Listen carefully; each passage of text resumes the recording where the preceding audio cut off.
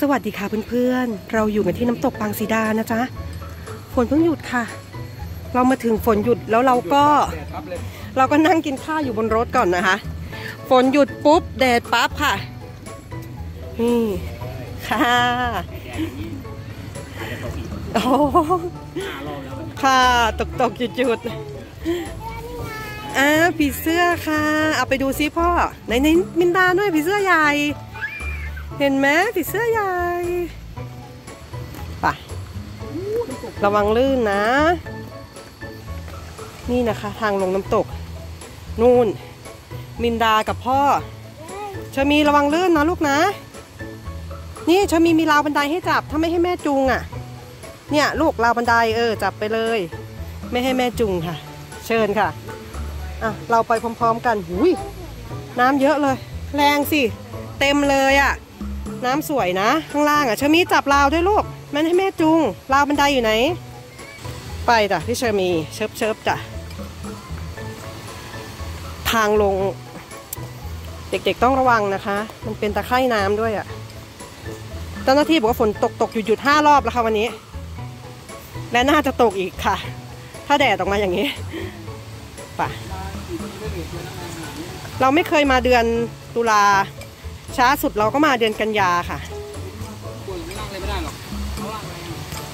ไหนไปดูน้ำสิผีเสื้อไม่มีให้ดูแล้วเพื่อนๆหมดฤดูกาลแล้วค่ะผีเสื้อเขาจะมาช่วงสิงหากันยาก็คือท้ายๆแล้วนะคะเรามาตุลาคือไม่มีแล้วไม่มีผีเสื้อแล้วระวังลื่นจ้ะใช่ไหมจ๊ะป้ายบอกระวังลื่นนะเด็กๆโอ้โหน้ำแรงไปดูสิหรอนี่เราเห็นน้ำตกแล้วเพื่อนๆ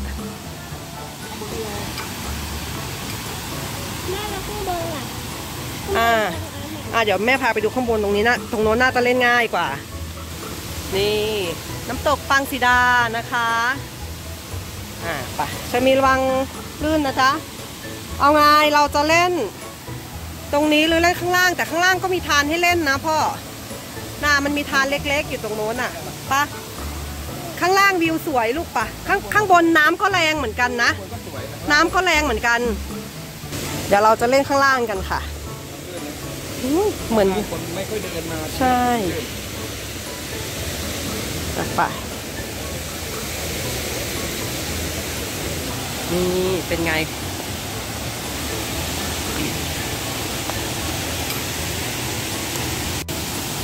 สองพ่อลูกไปกันแล้วเพื่อนๆ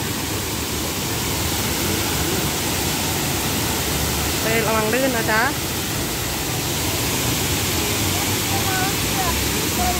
โอ้ยพี่ชามีลื่นโอ้มินดาเดี๋ยว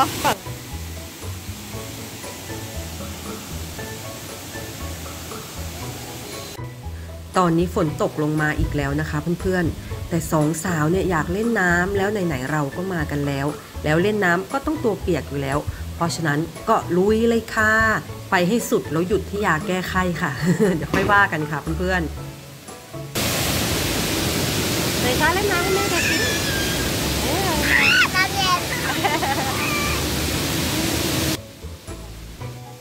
เรามาถึงกันตอนเที่ยงนะคะเพื่อนๆแล้วก็กินข้าวอยู่บนรถรอให้ฝนหยุดแล้วถึงลงมาและระหว่างที่เราเล่นน้ำอยู่เนี่ยก็มีคนทยอยมากันเรื่อยๆค่ะยิ่งวันนี้เป็นวันหยุดวันเสาร์ด้วยแล้วนะต่อให้ฝนตกคนก็ไม่หวั่นค่ะที่เจ้าหน้าที่บอกว่าเมื่อวานน้ำเปลี่ยนสีเลยนะคะต้องงดให้คนลงเล่นน้ำเลยเรามาถูกวันอยู่นะเพื่อนๆแต่น้ำก็ยังแรงอยู่นะคะเด็กๆต้องมีผู้ปกครองคอยดูแลนะตอนนี้3 พ่อลูกติดเกาะกันอยู่หรือเปล่าคะนั่น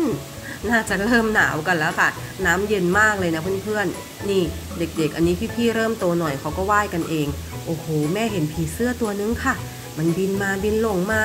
ถ้าเกิดเรามาช่วงสิงหากันยาเนี่ยจะเป็นช่วงที่ผีเสื้อเยอะมากๆนะคะแม่จะพาขึ้นไปดูที่โป่งผีเสื้อเลยนะผีเสื้อจะออกมาชุมนุมกันเยอะมากแต่วันนี้เราเห็นแค่นี้ก็ถือว่าดีใจแล้วค่ะ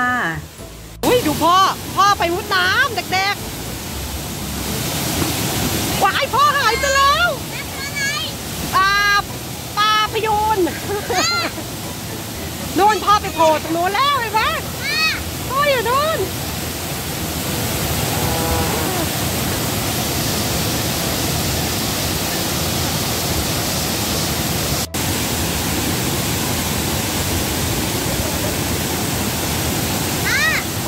พ่อมาแล้วพ่อมาแล้ว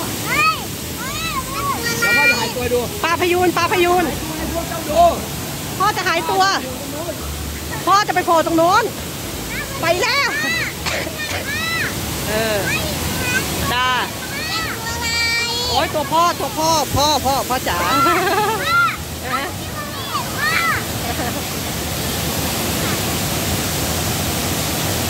ปลาพยูนมารับเธอ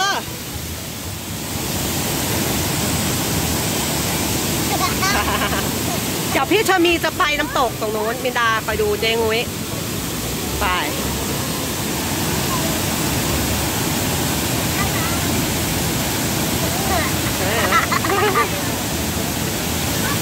เจงุ้ยไปละ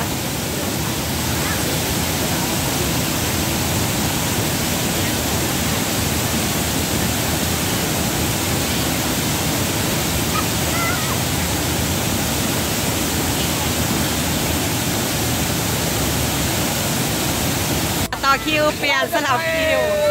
บ๊ายบาย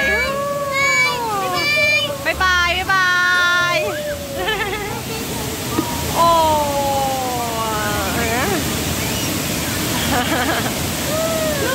แดดออกแล้วมินดามาแล้วค่ะโอ้ดูมินดาโอ้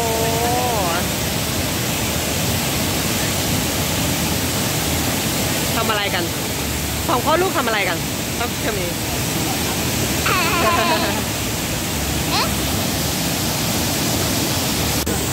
พ่อจะไปโผล่ตรงนู้นว้าวโอ้ยโทรศัพท์แม่เปียกแม่จะทำอะไรเดี๋ยวแม่จะทำอะไรใจเย็นไม่ต้องมารับน้ำพ่อเดี๋ยวใจเย็นเดี๋ยวพ่อมา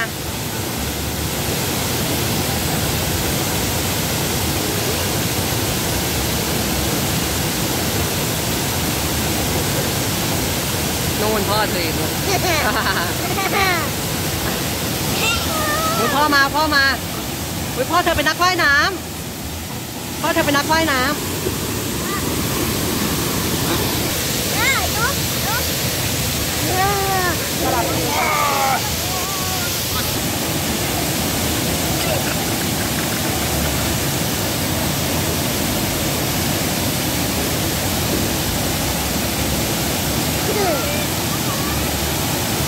พ่อไปอีกแล้วค่ะพ่อไปอีกแล้วแม่อะไรมันหายไปปลาพยูนหายไปแม่นี่หลับปลาพยูนจ้าปลาพยูนหายไประวังตาตะม้อยโพเล่เดี๋ยวตก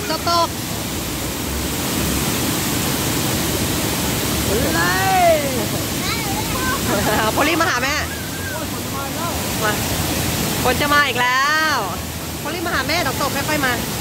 แม่หนาวไหมหนาวลูกนะมินดาได้อะไรมาน่ะใบไม้